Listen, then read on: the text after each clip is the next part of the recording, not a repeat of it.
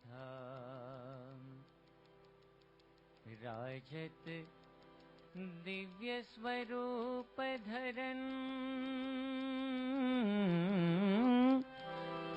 सो प्रकटे घनश्याम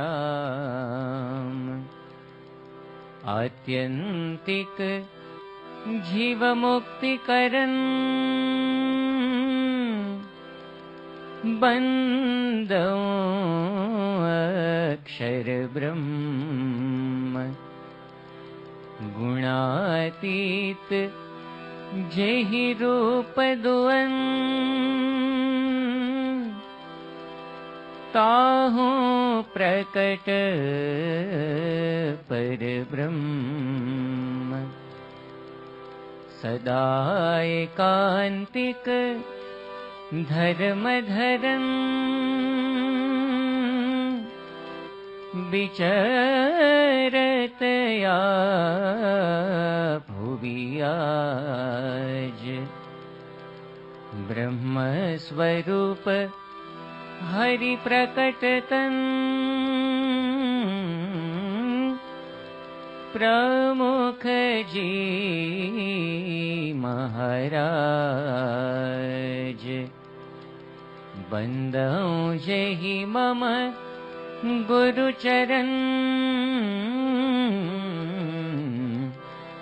बंदौ जेहि मम गुरु चरण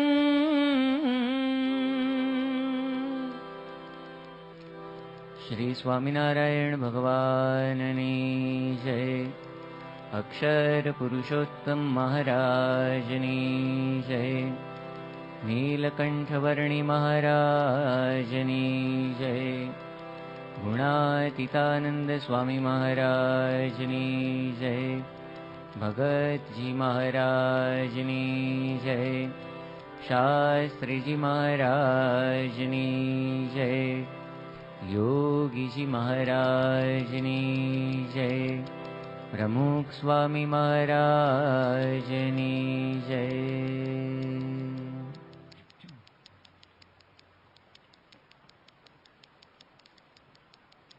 જેતપુર અને ફતેપુર થઈને ખેરીલાપુર પહોંચ્યા।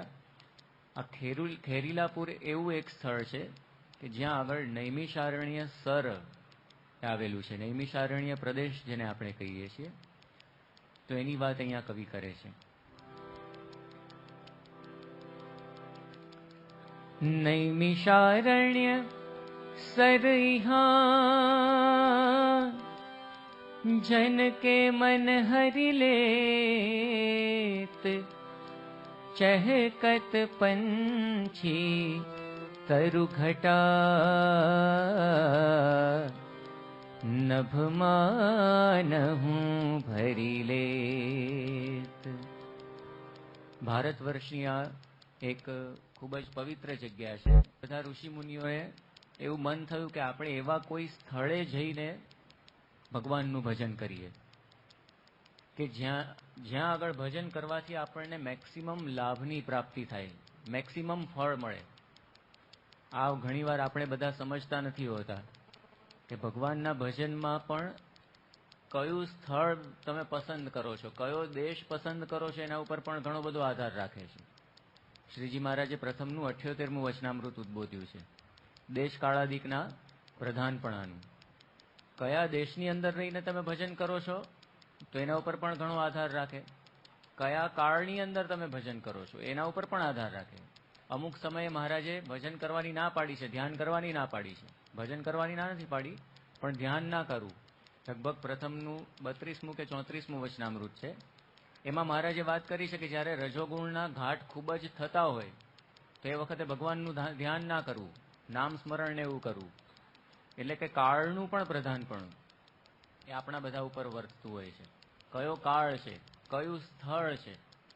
સત્સંગી જીવન ગ્રંથમાં એક એવી વાત કરવામાં આવી છે કે તમે તમારા ઘરની અંદર ભજન કરો એના કરતાં તમે ગૌશાળાની અંદર ભજન કરો તો 10 ગણું ફળ મળે। એના કરતાં પણ તમે ગૌશાળાને બદલે પણ નદી કિનારે જાઓ તો એના કરતાં પણ 10 ગણું ફળ મળે, ગૌશાળા કરતાં પણ। નદી કિનારાને બદલે જો તમે વનની અંદર ચાલ્યા જાઓ તો એના કરતાં પણ 10 ગણું ફળ મળે. એને બદલે જો તમે પર્વત ઉપર જાઓ, હિમાલય કે પછી ગિરનાર વગેરે, તો એના કરતાં પણ 10 ગણું ફળ મળે. એના કરતાં દેવ મંદિરની અંદર જઈને તમે ભજન કરો તો એનાથી પણ 10 ગણું ફળ મળે.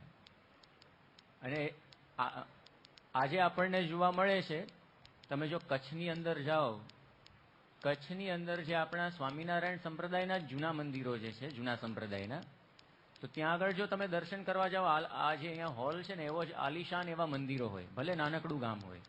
અહીંયા તો નડિયાદ તો બહુ મોટું ગામ કહેવાય, બહુ મોટું શહેર કહેવાય ને, ગામ તો નહીં, પણ નાનકડું ગામ હોય તો પણ એવા આલિશાન મંદિરો હોય. ને પાછા બાઈ ને ભાઈઓના મંદિરો પાછા નોખા, બંને જુદા.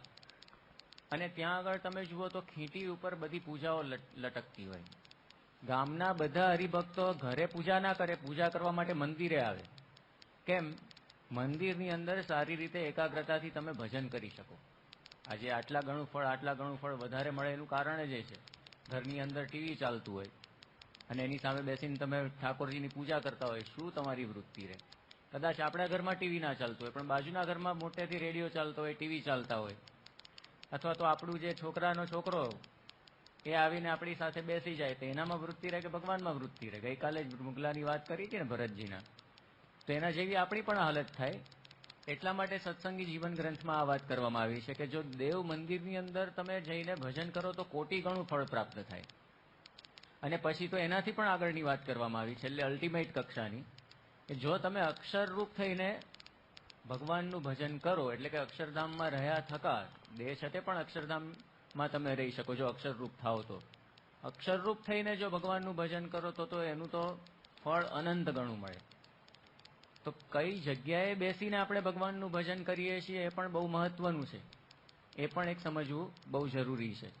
તો આ ઋષિ મુનિઓ સમજ્યા હતા, એટલે ભગવાનની પાસે ગયા, ભગવાનને વિનંતી કરી કે આ ભારત એક એવું સ્થળ અમને બતાવો કે જ્યાં આગળ અમે સુખપૂર્વક ભગવાનનું ભજન કરી શકીએ.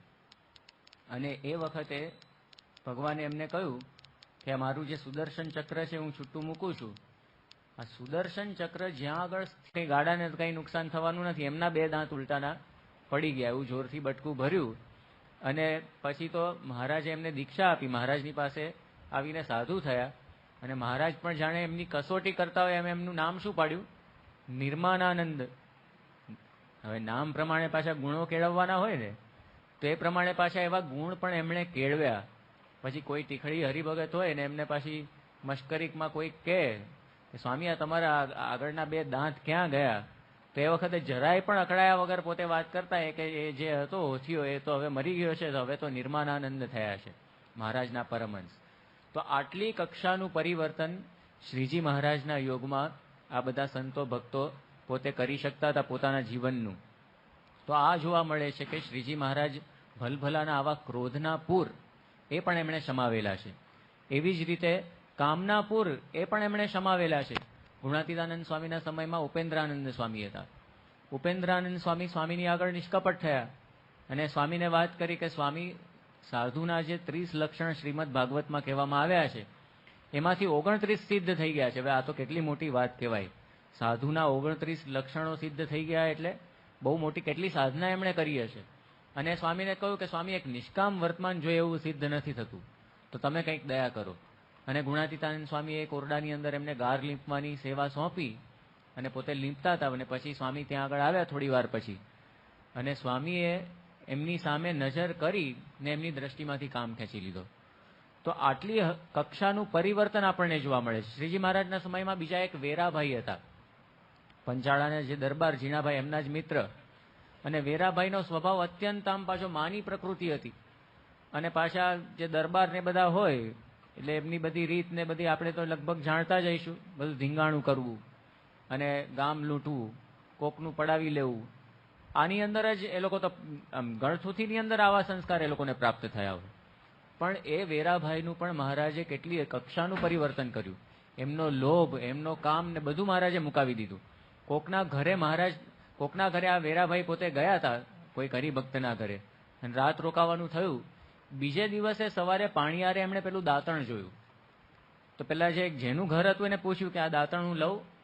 જેનું ઘર હતું એને આશ્ચર્ય થયું કે પહેલા તો તમે કોઈને પૂછ્યા વગર ગમે તેના ખેતરની અંદરથી બધું વાઢી આવતા, અને હવે આવું દાંતણ માટે તમે અમને પૂછો છો, બહુ મોટું કહેવાય.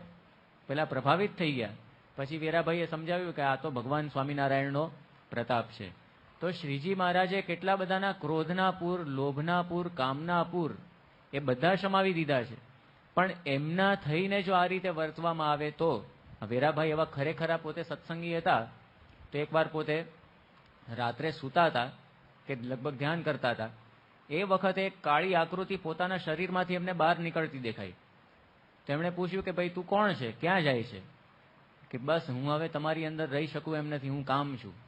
કામ દોષ નીકળી ગયો. પછી તો ક્રોધ નીકળતો જોયો, લોભ નીકળતો જોયો, એક એક દોષો એને નીકળતા જોયા. તો આ શ્રીજી મહારાજનો પ્રતાપ છે. વર્તમાન કાળે પ્રમુખ સ્વામી મહારાજનો પણ એવો પ્રતાપ છે. આપણા સત્પુરુષોનો પણ એવો પ્રતાપ છે.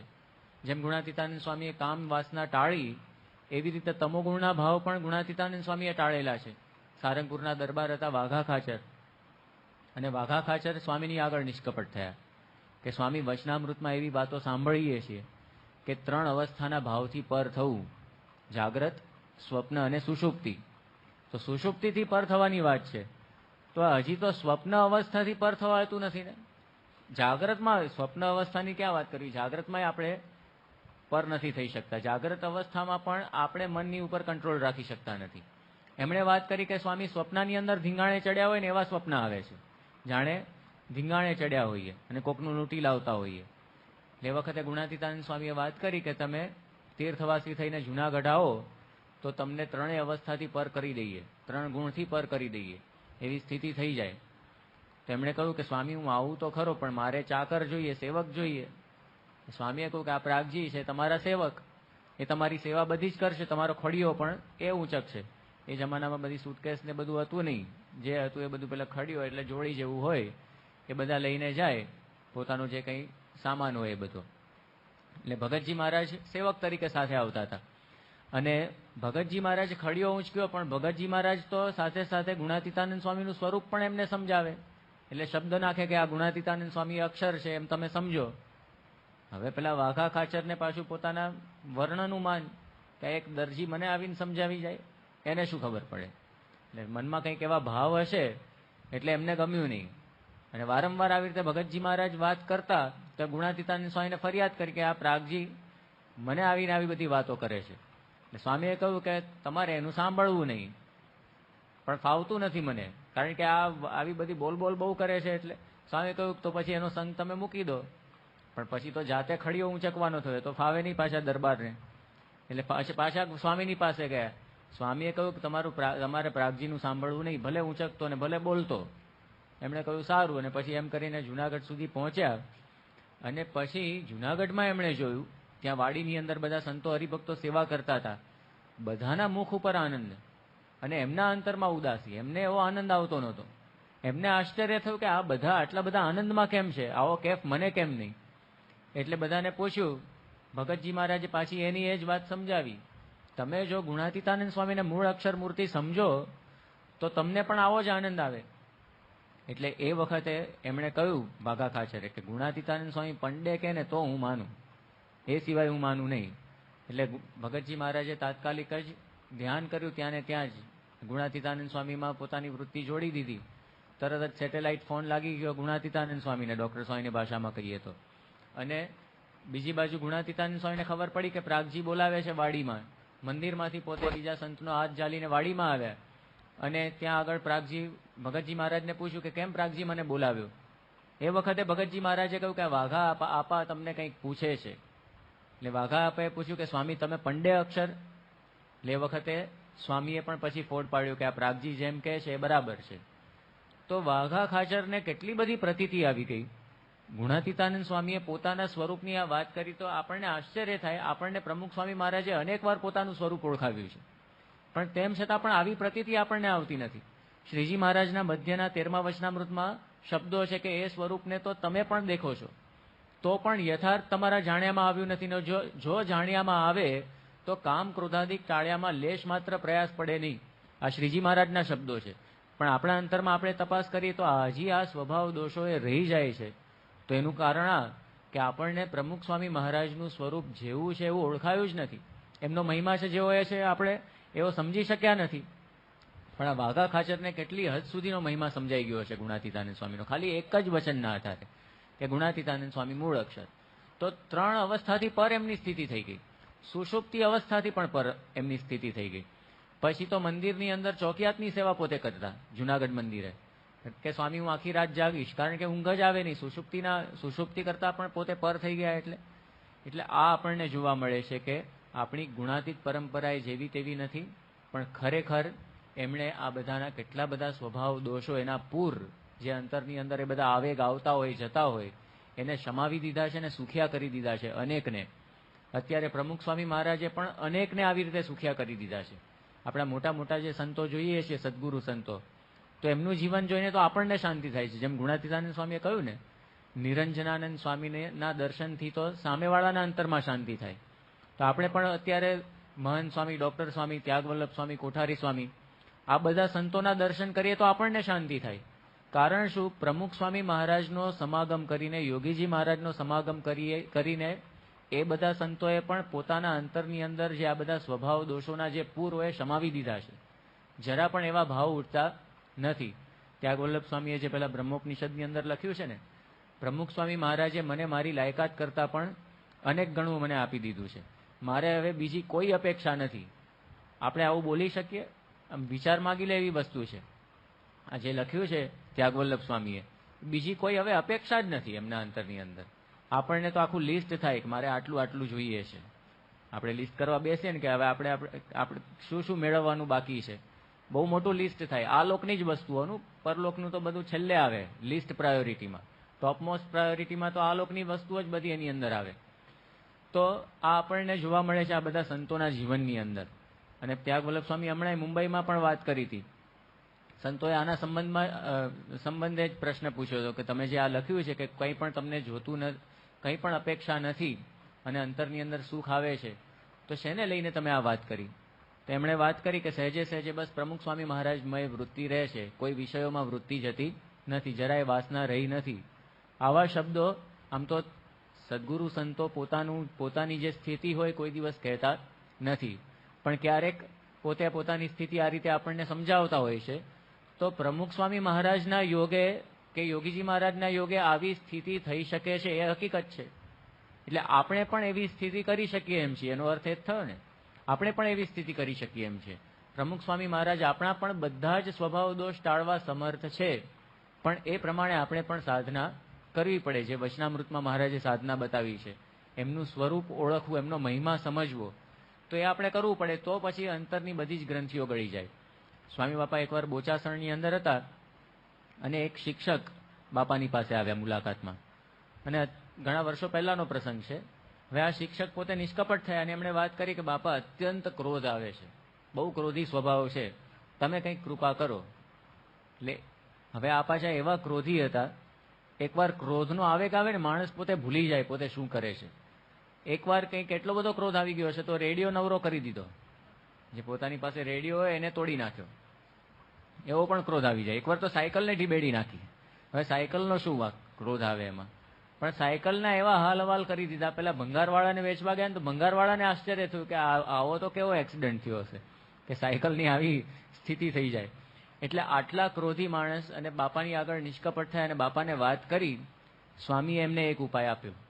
સ્વામીએ કહ્યું કે જ્યારે જ્યારે તમને ક્રોધ આવે ને એ વખતે 10 વાર સ્વામિનારાયણ સ્વામિનારાયણ સ્વામિનારાયણ બોલવું. અને એ ઉપાય એમણે અજમાવ્યો તો પછી સ્વામીની આગળ જ એમણે વાત કરી કે હવે ક્રોધ આવતો નથી. આ ઉપાય આપણે બધાએ અજમાવવા જેવો છે. આમાં કોઈ પણ પ્રકારની ખોટ જાય એમ નથી, ઉલટાનો ફાયદો જ છે. કારણ કે ક્રોધનો અને આ બધાનો આવેગ કેવો હોય છે, ક્ષણિક હોય છે. 10 વાર સ્વામિનારાયણ બોલો, 10 સેકન્ડ તો થાય, એ દરમિયાન તો એ ક્રોધ જતો રહ્યો હોય છે. અને આપણને પણ અંતરદ્રષ્ટિ થાય ને કે મારે ક્રોધ કરવાનો નથી. ખાલી સ્વામિનારાયણ સ્વામિનારાયણ બોલવામાં ખાલી સ્વામિનારાયણ જ બોલાતું નથી હોતું, સાથે સાથે ઓટોમેટિક અંતરદ્રષ્ટિ પણ થતી હોય છે. એટલે આવા તો ઉપાયો આપણને આવા સંતની પાસેથી પ્રાપ્ત થાય. બાકી દુનિયામાં ગમે તેવા માણસ, ગમે તેવા મેનેજમેન્ટના કન્સલ્ટન્ટ હોય, બધા ઘણા બધા જાત જાતના અને ભાત ભાતના નિષ્ણાતો હોય, એની પાસે તમે જાઓ, પણ આવી સલાહ બીજું કોઈ આપણને આપી શકે એમ નથી સત્પુરુષ સિવાય. એટલે અહીંયા આપણને કવિ ખૂબ જ સુંદર રીતે સમજાવે છે કે નીલકંઠ વર્ણી ખાલી આ જળનો વેગ એ સમાવી શકે એવા નથી, આપણા અંતરના પણ બધા જ વેગ, જે કામ ક્રોધાદિકના પૂર આવે છે, ઘોડાપૂર આવે છે, એ પણ શમાવે એવા સમર્થ છે. પછી આગળ વર્ણી પોતે આગળ પધારે છે સહેજાપુરથી બરેલી અને ત્યાંથી નારદ વનમાં પધાર્યા. નારદ વન અતિ વિકટ કહા, પદ પદ વિપદ અશેષ, તથાપિ વિચલિત હોત નહીં, વર્ણી અંતરલેશ. મૃગ મહિષ ગજ સિંહ બીચ, વર્ણી ફિરત ભયબીન, મગન હોય નિજ મેર में, અક્ષર में લયલી. રસ્તાની અંદર જે હિંસક પશુઓ હોય તો એની પણ જરા પણ બીક આ નીલકંઠને નહોતી. અને રસ્તો પણ ઘણો બધો વિકટ હોય, રસ્તામાં જંગલ ને બધું હોય, પણ એ વિકટ રસ્તો પણ એ અડગ એવા નીલકંઠ વર્ણીને નડી શક્યો નથી. ને એમ આગળ વધતા વધતા નારદ વનની અંદર પોતે પધાર્યા અને ત્યાં સાધનામાં રત એવા ઋષિગણ એ ત્યાં આગળ હતા. એ બધા નીલકંઠની પાસે આવ્યા અને બધા નીલકંઠના દર્શન કરીને એમની સ્તુતિ પણ કરી. નીલકંઠ વર્ણીએ પણ એ બધાના ભાવ પૂરા કર્યા અને પછી પોતે આગળ ચાલ્યા અને આગળ બહાદુરપુર પહોંચ્યા. ત્યાં આગળ વર્ણીએ પોતે ગંગાની અંદર સ્નાન કર્યું અને ગંગા નદીને પણ એમણે વરદાન આપ્યું કે તને હું મારી પાસે જ રાખીશ અને સૌરાષ્ટ્રની અંદર ભવિષ્યમાં પ્રગટ કરીશ, તારી બધી ઈચ્છા પૂર્ણ કરીશ. અને એ પ્રમાણે મહારાજે એ ગંગાજીને ઉન્મત્ત ગંગા તરીકે ત્યાં સ્થાન આપ્યું ગઢડાની અંદર. મહારાજે ત્યાં એમને પ્રગટાવ્યા. તો આ રીતે મહારાજે ગંગાને પણ વરદાન આપ્યું. यूं गंगा को वर दिया, श्री हरि करुणा धाम, सो भविष्य में गढ़पुरे स्थान देत घनश्याम. इति श्री स्वामिनारायण चरितमानसे चिरंतन सुखार्णवे वन विचरण नाम द्वितीये विहारे नारद वनतः हरिद्वार प्राप्त नीलकंठ ब्रह्मचारी नाम सप्तमः कल्लोलः. श्री नीलकंठ वर्णी महाराजनी जय. આ રીતે નારદ વનને પવિત્ર કરીને વર્ણી પોતે આગળ વધ્યા અને ત્યાંથી હરિદ્વાર પોતે પહોંચ્યા. અને ત્યાં આગળ બ્રાહ્મણ વેશે શિવજી અને પાર્વતી આવ્યા. અને શિવજી તો નીલકંઠ વર્ણીને ઓળખી શક્યા, પણ પાર્વતીએ ઓળખ્યા નહીં. એટલે એમણે એમના પતિને પૂછ્યું કે તમે આટલા ભાવથી આટલા પ્રેમથી જેની સેવા કરો છો તો તમારાથી પણ મોટા એવા કોણ છે? એ વખતે શિવજીએ પાર્વતીજીને કહ્યું કે તમે જ ધ્યાનની અંદર જોઈ લો ધ્યાન કરીને. અને પાર્વતીએ એ વખતે ધ્યાન કર્યું અને મહારાજની કૃપાથી 3 ગુણથી પોતે પર થયા અને મહારાજનું સ્વરૂપ એમણે જોયું. એના ઉપર કવિ અહીંયા વાત કરે છે. ब्राह्मी स्थिति तब होत है, गुणातीत मिल जाय, ताके सेवन से मिले अक्षर धाम सदाय. अस कही वर्णी ध्यान में दीनी आप पिछान, देखी रूप पर ब्रह्म को भई भवानी गुलतान. અહીંયા કવિએ ખૂબ જ સુંદર વાત કરી કે બ્રાહ્મી સ્થિતિ પણ ક્યારે થાય? ગુણાતીતની જો પ્રાપ્તિ થાય તો આપણે બ્રહ્મરૂપ થઈએ, 3 ગુણથી 3 અવસ્થાથી પર થઈએ. એવા ગુણાતીત પુરુષ મળે તો, અને એમના સેવનથી જ આપણને અક્ષરધામની પ્રાપ્તિ થાય. અહીંયા પણ પાર્વતીજીએ ધ્યાન તો કર્યું, પણ મહારાજની કૃપાથી પોતે 3 ગુણથી પર થયા ત્યારે મહારાજનું સ્વરૂપ એ પોતે સમજી શક્યા, પીછાણી શક્યા. તો આ રીતે નીલકંઠ વર્ણી 5 દિવસ પોતે હરિદ્વારમાં રહ્યા અને શિવ પરિવારને એની સેવા મળી. રોજે રોજ નીલકંઠ વર્ણીને એમણે જમાડ્યા. અને શું જમાડતા તો એની પણ વાત નોંધી છે. આમ્ર રસ અરુ રોટિકા બટુકો સતી જેવાય जुग जुग का तप फल दिया बटु अब आगे જાય. રોજ મહારાજને કેરીનો રસ અને રોટલી એ શિવજી અને પાર્વતી એ રોજ જમાડતા. તો આ રીતે મહારાજની 5 દિવસ પર્યંત એમણે સેવા કરી. મહારાજ પછી હરિદ્વારથી આગળ વધ્યા. હરિદ્વાર એ હિમાલયનું દ્વાર છે, કારણ કે ત્યાંથી જ આગળ હિમાલયનું વિચરણ શરૂ થાય. તો વર્ણી પોતે હરિદ્વારથી આગળ લક્ષ્મણ ઝૂલા પહોંચ્યા. એ લક્ષ્મણ ઝૂલા એ ઋષિકેશ પાસે આવેલું સ્થાન છે અને ત્યાં આગળ લક્ષ્મણજીનું મંદિર પણ છે. આજે ત્યાં આગળ નીલકંઠ વર્ણીની મૂર્તિની પણ સ્થાપના એ કરવામાં આવી છે.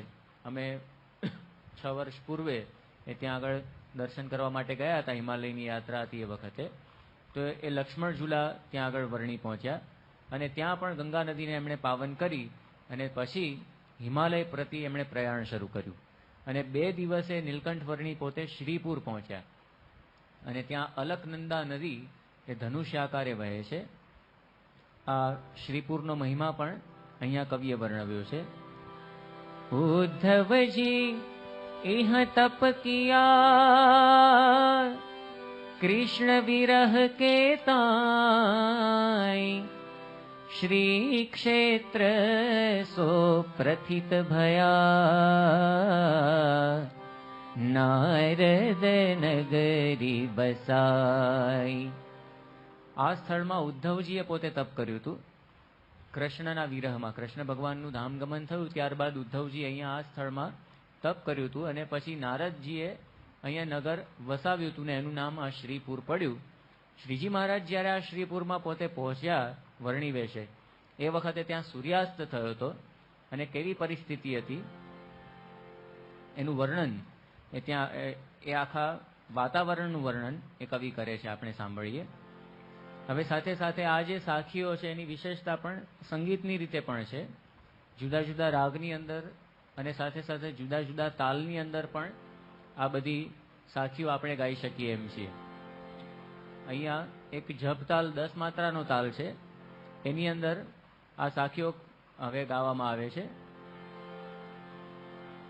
મંદિર ભાગીરથી તટ રાજે મંદિર ભાગીરથી તટ રાજે તહ કમલેશ્વર शंभु विराजे शिव दर्शन कर बटु हर्षाये लेन बसेरा नदी तट आए विछाई के तरो तल मृग शाला ध्यान मगन बैठत विष लाला आही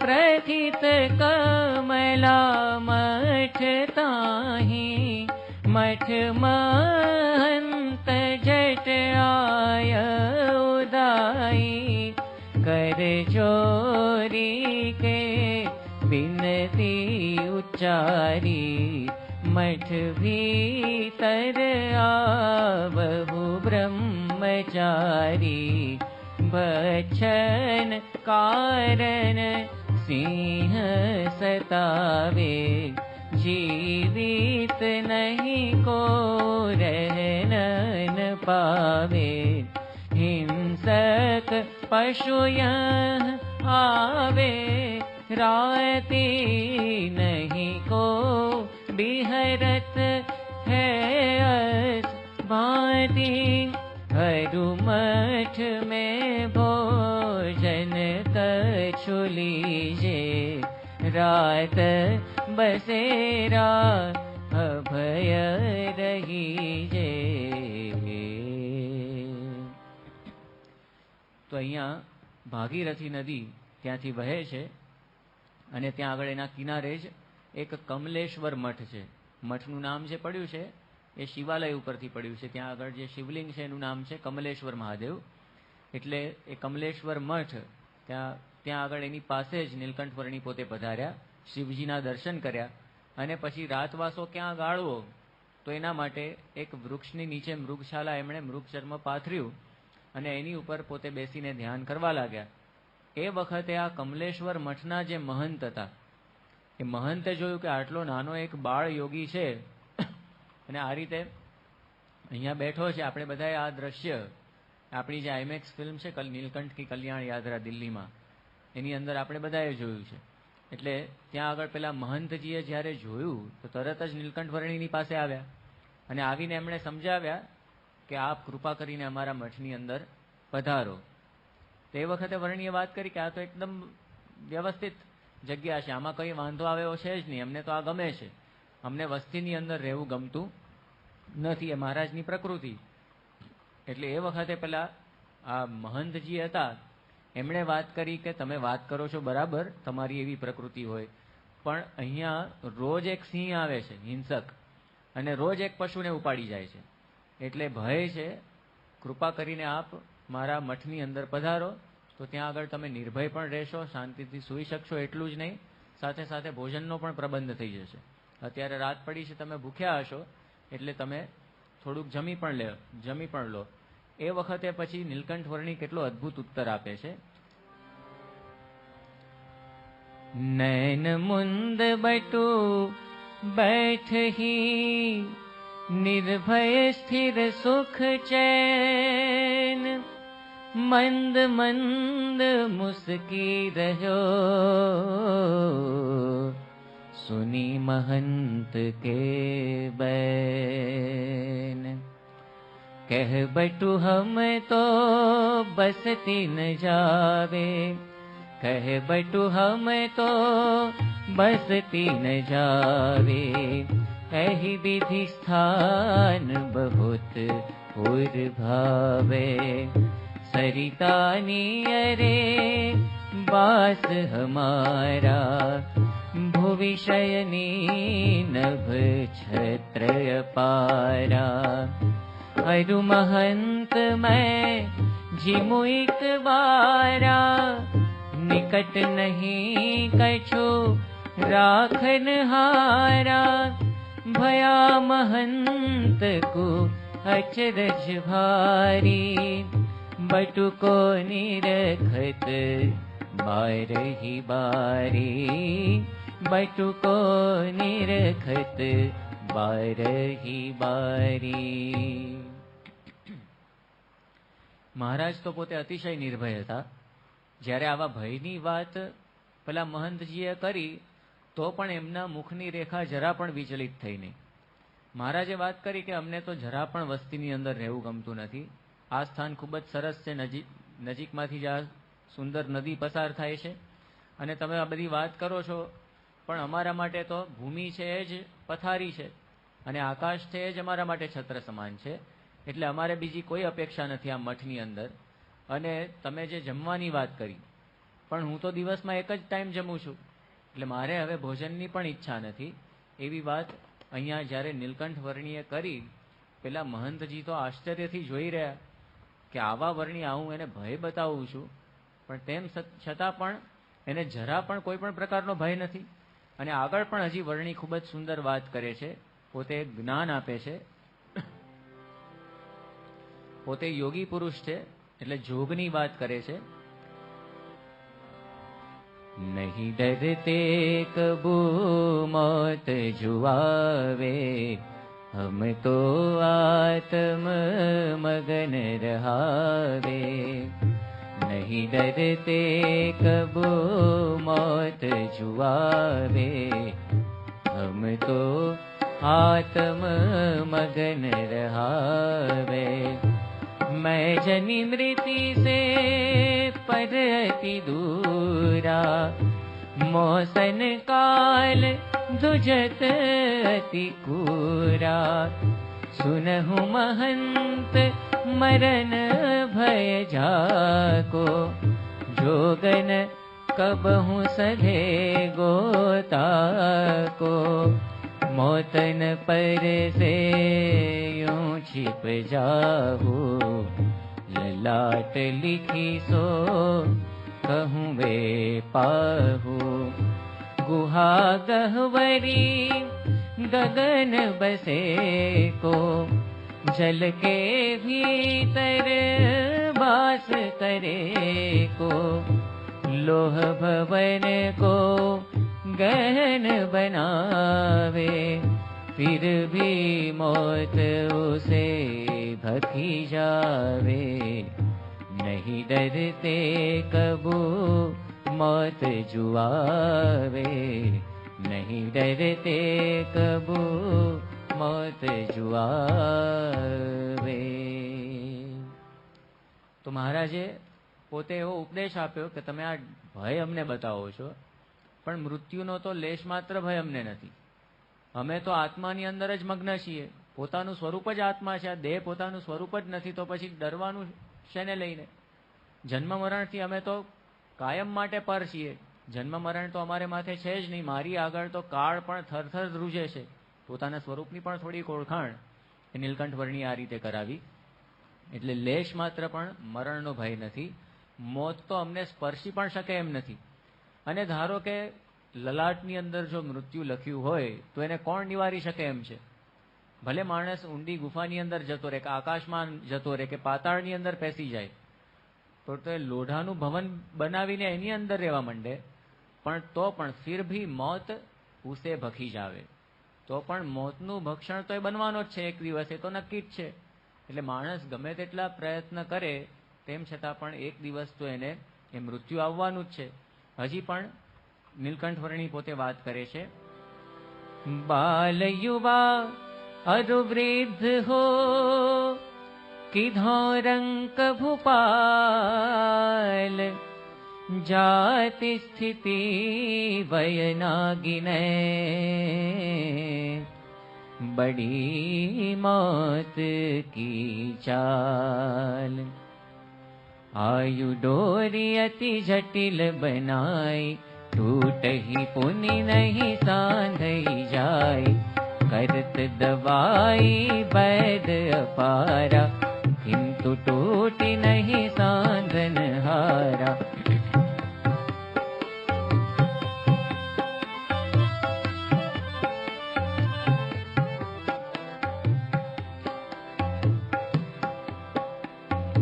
मूर्ख सोही मरण भय जाको, मृत्यु पाश गबड़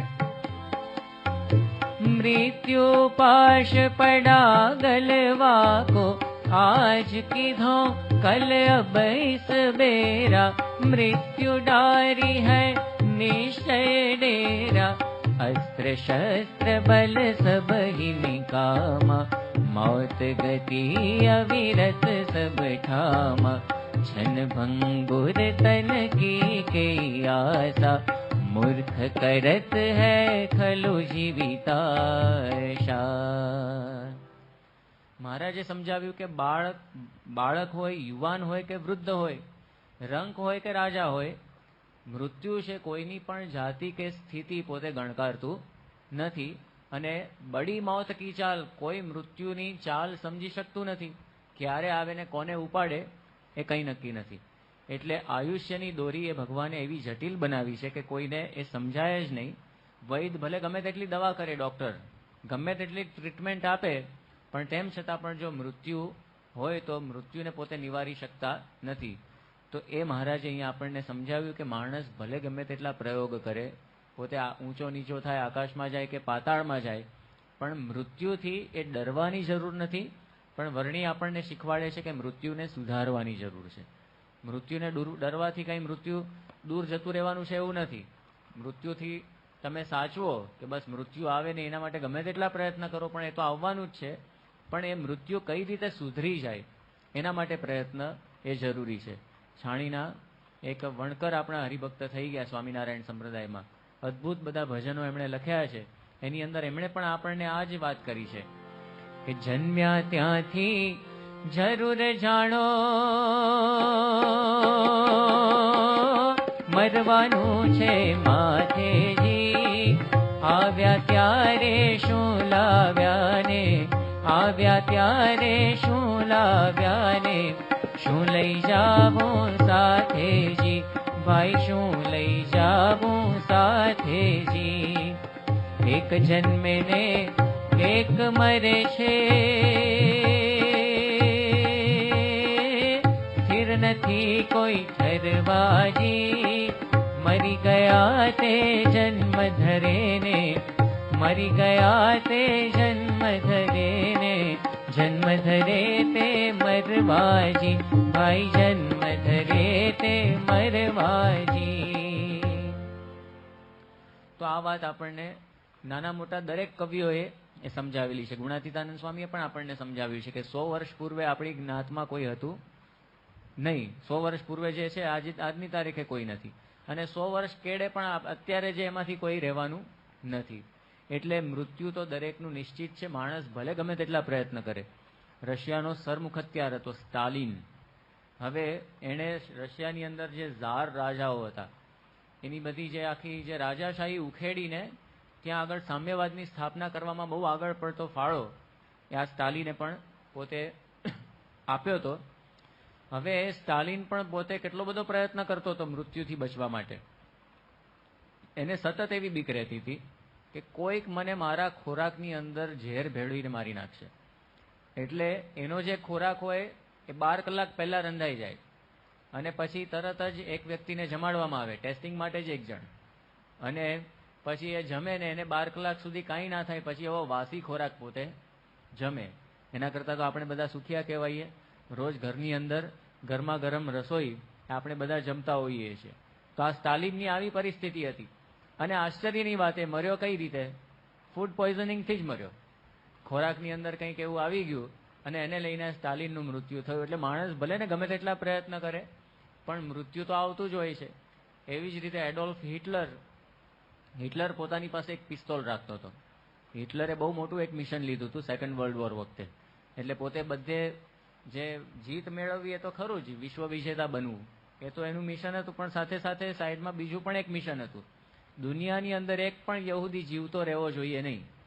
અને એટલા માટે જ મોટા મોટા બધા મોટી પેલી કોન્સન્ટ્રેશન કેમ્પ એણે ઊભા કર્યા હતા, ગેસ ચેમ્બર. એની અંદર બધાને પકડી લાવે યહૂદીઓને, વીણીને યુરોપમાંથી એણે બધા યહૂદીઓને ભેગા કર્યા હતા અને બધાને એની અંદર પેલા ઝેરી ગેસથી ગુંગળાવી મારે. અને 60 લાખ જેટલા યહૂદીઓને એણે મારી નાખ્યા હતા એવું કહેવાય છે. 60 લાખનો કચ્ચરઘાણ બોલાવી દીધો હતો. શરૂઆતમાં તો પાછો પેલા બુલેટથી મારતો હતો, પણ પછી તો ગોળીઓ ઓછી પડવા માંડી. એટલે પછી કંઈક નવો ઉપાય, પોતાના બધા જનરલોને એણે વાત કરી, કંઈક નવો ઉપાય શોધો કઈ રીતે આ બધા યહૂદીઓને મારવા. એટલે પછી છેવટે આ ગેસ ચેમ્બરનો વિચાર એના બધા જનરલ્સને બધાને આવ્યો અને પછી એ પ્રમાણે એ રીતે મારવા માંડ્યો. સામૂહિક નરસંહાર જેને આપણે કહી શકીએ. અને એ હિટલરે પોતે પોતાની પાસે એક પિસ્તોલ રાખી હતી. એટલા માટે એની અંદર પાછી એક જ ગોળી પોતે રાખતો, ખાલી એક બુલેટ. શેના માટે? દુનિયાનો જે છેલ્લો જીવ વધે ને, છેલ્લો યહૂદી, એને માટે આ ગોળી છે, એને આ ગોળીથી હું પૂરો કરીશ. પણ બન્યું એવું, બીજા વિશ્વયુદ્ધની અંદર શરૂઆતમાં તો જર્મની જીતતું હતું, પણ પછી તો આખા એના અમુક એવા ખોટા ડિસિઝન લઈ લીધા હિટલરે. એક તો રશિયાની ઉપર લેવા દેવા વગર એણે યુદ્ધ કર્યું. રશિયા ત્યાં સુધી ન્યુટ્રલ હતું, રશિયાએ કંઈ ઝંપલાવ્યું નહોતું યુદ્ધની અંદર, અને એની સામે એણે યુદ્ધ કર્યું. એટલે પછી તો રશિયા તો એકદમ ખૂંખાર દેશ, એ પણ એની સામે પડ્યો. એટલે આટલા બધાનું એ બધાની સામે એણે વેર વોરી લીધું પોતાની સાથે. એટલે પછી તો બન્યું એવું, એના વળતા પાણી થયા અને છેક બર્લિન સુધી આ બધા દેશો આવી ગયા, મિત્ર દેશો. એમાં પણ આ રશિયાની ટેન્કો બર્લિન, જે આ હિટલરની રાજધાની, એની અંદર જ્યારે ગરજવા માંડી, હિટલરને થયું કે હવે તો આપણું પતન સંપૂર્ણ નિશ્ચિત જ છે. એ વખતે જે છેલ્લી ગોળી પોતે પેલા જીવ માટે રાખી હતી, એ કોના માટે એણે વાપરવી પડી? પોતાના માટે. તો આ રીતે આપણને જોવા મળે છે કે માણસ ગમે તેટલો ઊંચો નીચો થાય પણ મૃત્યુ તો એનું એ નિશ્ચિત જ હોય છે. ઇન્દિરા ગાંધી કે રાજીવ ગાંધી એની Z+ સિક્યોરિટી હતી, પણ તેમ છતાં પણ ઇન્દિરા ગાંધીને તો પોતાના જ બોડીગાર્ડ છે એ ગોળીઓ મારી, અને રાજીવ ગાંધીને પણ એ રીતે એ પોતે મરી ગયા. તો આપણને જોવા મળે છે કે માણસ ભલે ગમે તેટલા પ્રયત્ન કરે અમેરિકન પ્રેસિડેન્ટની તો પણ આપણે વાત કરીએ કેટલી બધી સિક્યોરિટી હોય છે. અમેરિકન પ્રેસિડેન્ટ અમેરિકાની અંદરથી જે રસ્તા ઉપરથી પસાર થવાનો હોય ત્યાંના જેટલા પેલા મેન હોલ્સ હોય, ગટરના ઢાંકણા ને બધું, એનું વ્યવસ્થિત કડક ચેકિંગ થાય કે એની અંદર નીચે બોમ્બ નથી મૂકી દીધો ને. ક્યાંક ગાડી પસાર થતી હોય ને એ જ વખતે બોમ્બ બ્લાસ્ટ થાય એટલે ત્યાં આગળ એવી બધું ચેકિંગ કરીને એને પછી સીલ કરી દેવામાં આવે. સાથે સાથે જ્યાંથી પસાર થવાનો હોય, જે વિસ્તારમાં એની સભા કે જે કંઈ કાર્યક્રમ હોય, નજીકની જે હોસ્પિટલ હોય એમાં એના બ્લડ ગ્રુપનું જે બ્લડ એ પૂરેપૂરું ભરી દેવામાં આવે કંઈક જરૂર પડે તો. અને સાથે સાથે સિક્યોરિટી તો પાર વગરની, અગાઉથી આવીને બધા ચેક કરી જાય. આપણા પણ પ્રેસિડેન્ટ કે પ્રાઇમ મિનિસ્ટરની ક્યાં ઓછી સિક્યોરિટી હોય છે.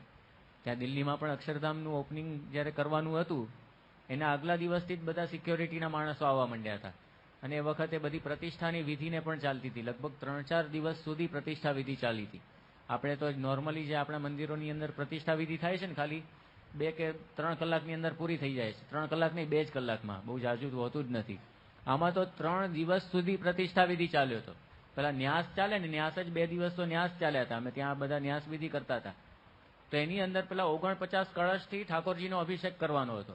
એ કળશના બધા એની અંદર પાછું જુદું જુદું હતું, જુદા જુદા રસ, અમુક દ્રાક્ષનો રસ, અમુક ફળોનો રસ, અમુક ઔષધિઓનો રસ, એ બધું એના એ છે ને દરેક બોટલની અંદર ભેગું કર્યું હતું.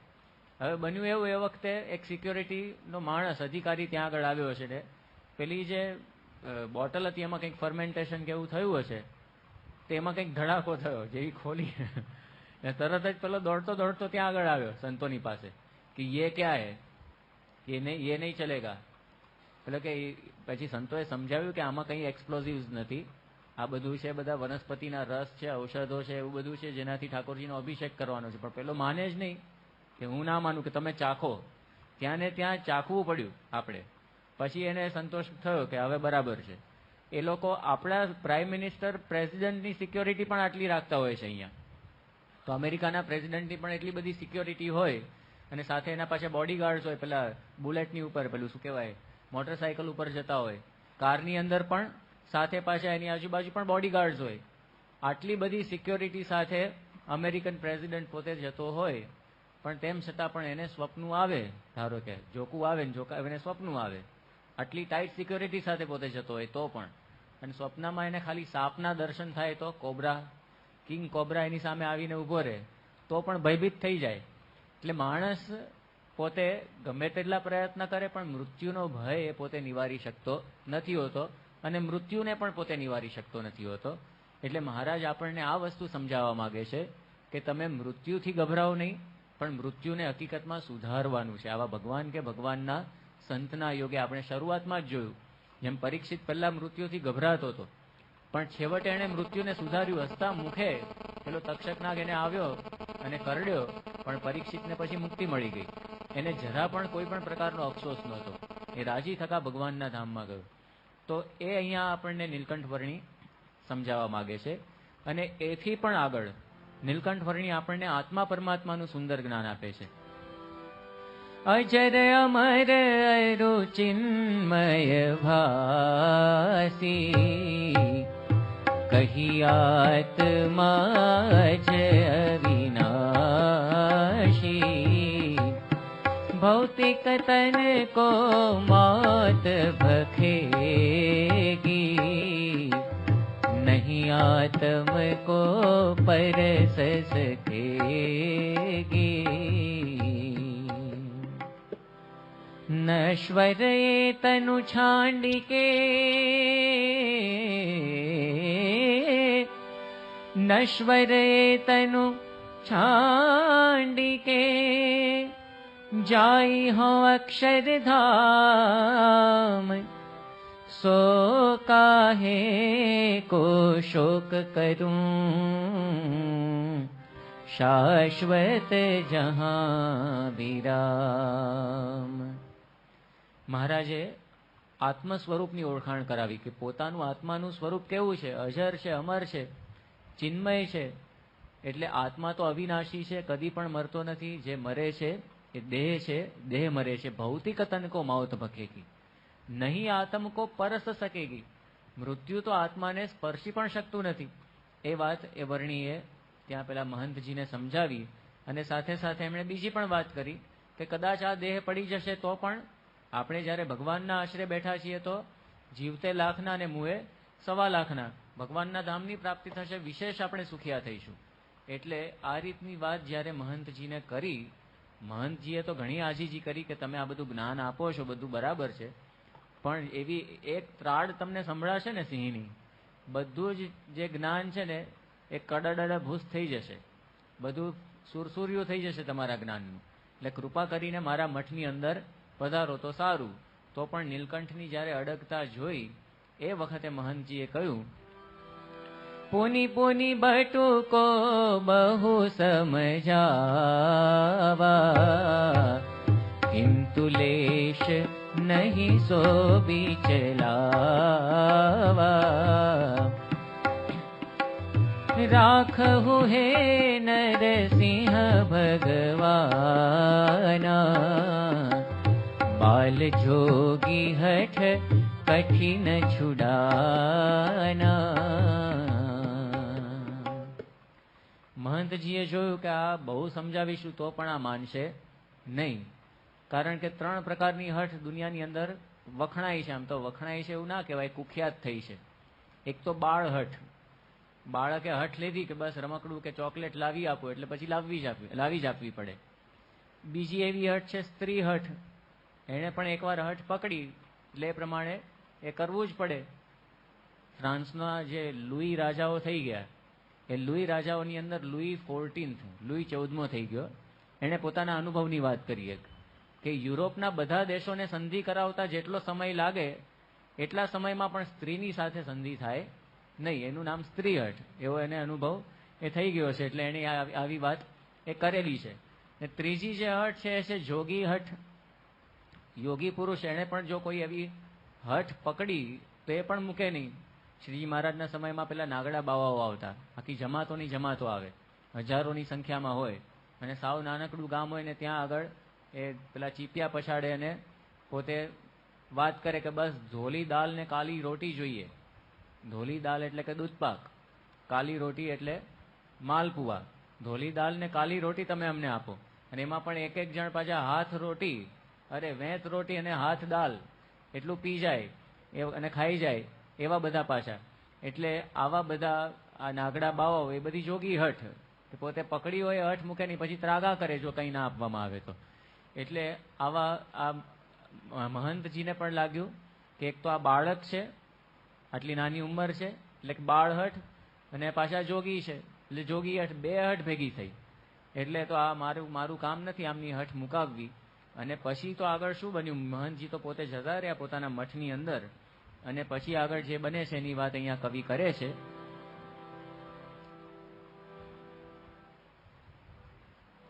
दोन पहर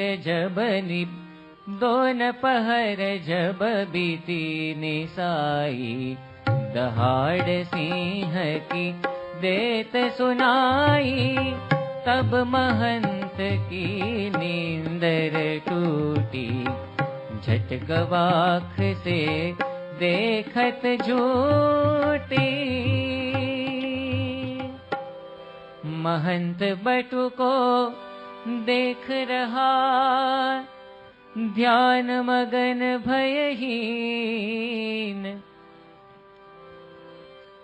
द्रुत गति लप क्यों सिंह तहाँ, बटु को निशान कीन।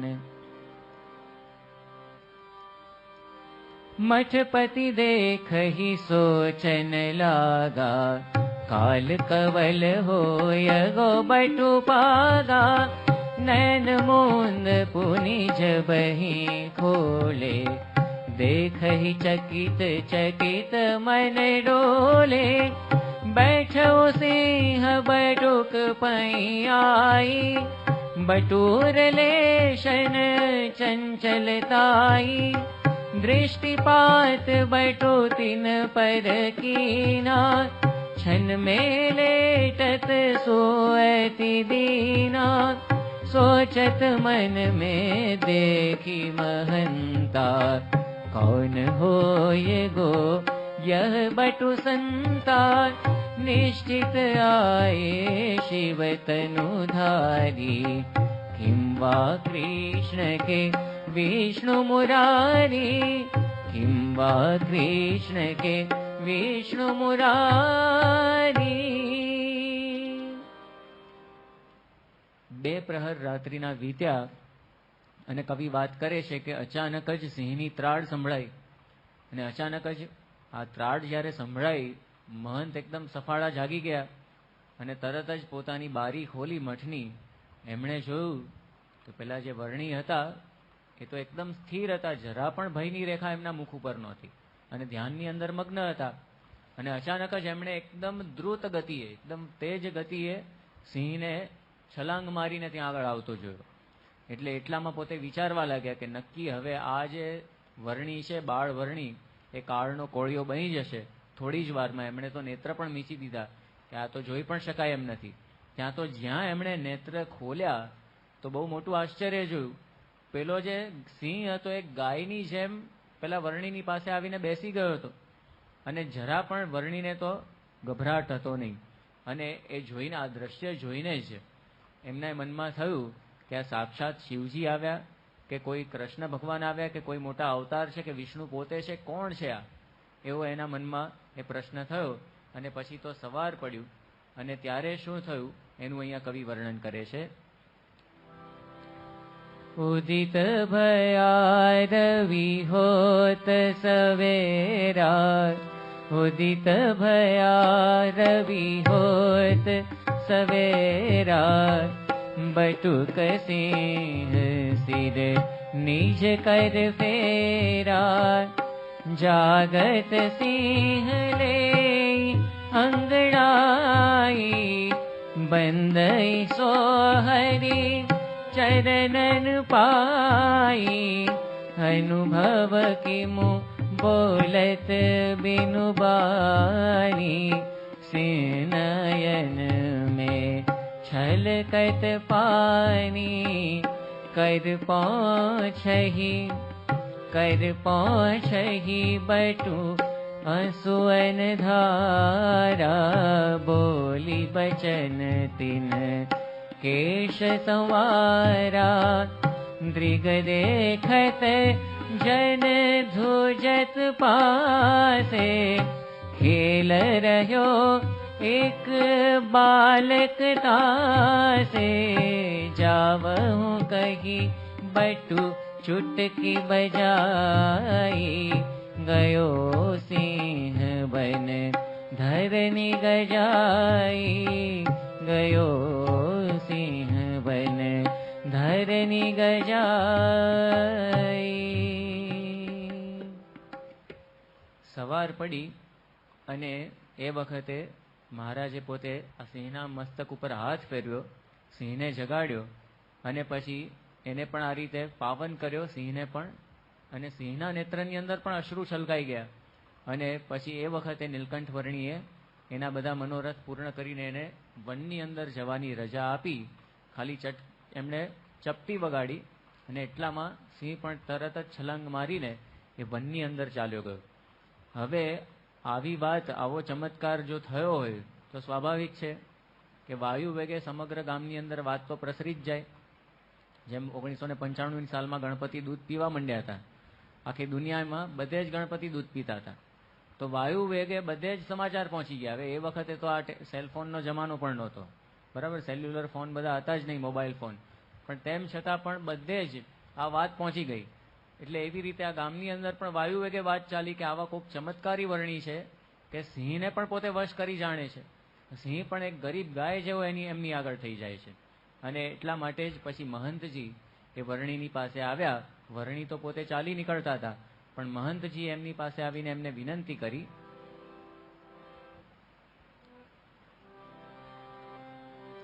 બટુ પહી મઠપતિ પહોંચે ધાઈ, आप तनु हरि चरण गिराई, कहन लगाई बसिए भैया, बरस आय मठ लाख रुपैया.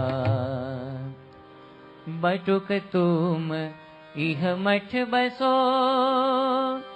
तुम महंत मैं दास। आय बड़ी अरु जमीन बड़ी, बड़ा शिष्य घन पास।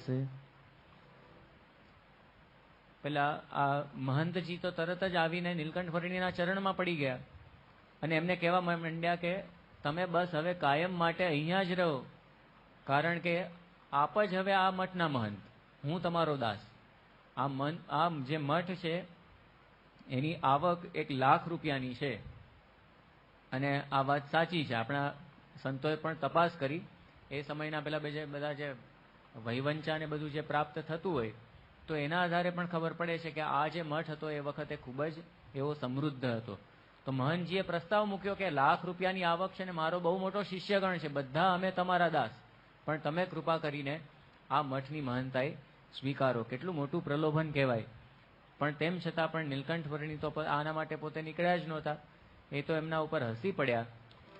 नीलकंठ को आ गई हंसी, कहने लगे हम सदा उदासी। या जग सदा निसंग रहावे, त्याग स्वभाव सदा उर भावे। નીલકંઠને તો આના ઉપર હસવું આવી ગયું, આ ઓફર ઉપર, અને એમણે કહ્યું કે અમે આના માટે નીકળ્યા જ નથી, અમારો તો ત્યાગી સ્વભાવ છે, અમે ત્યાગી છીએ, ત્યાગ કરીને નીકળ્યા છીએ, એટલે આવી કોઈ અમને લાલચ છે નહીં. એમ કરીને નીલકંઠે ત્યાંથી ચાલતી પકડી. નીલકંઠ વર્ણીનું આગળનું વિશેષ વિચરણ આપણે આવતીકાલની પારાયણમાં સાંભળીશું. શ્રી સ્વામિનારાયણ ભગવાનની જય. સ્વામિનારાયણ નારાયણ નારાયણ